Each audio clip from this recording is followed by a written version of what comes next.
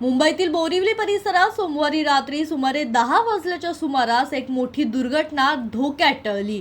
एसव्ही रोडवरील दौलतनगर परिसरातून भरधाव वेगाने धावत येत असलेल्या बेस्ट बसवरील चालकाचे अचानक नियंत्रण सुटल्याने बस थेट रस्त्याच्या मधोमध असलेल्या डिवायडरवर जाऊन चढली। या अनपेक्षित घटनेमुळे परिसरात काही काळ भीतीचं वातावरण निर्माण झालं आणि रस्त्यावरून जाणाऱ्या वाहन चालकांची एकच धावपळ उडाली।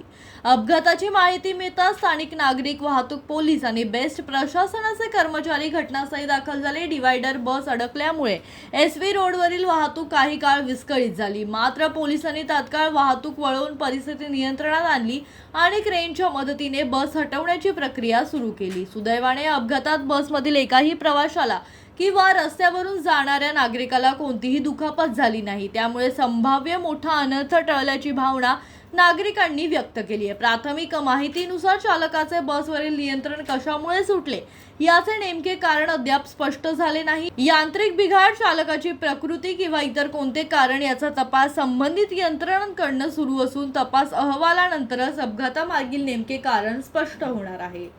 Bureau report, Janshakti.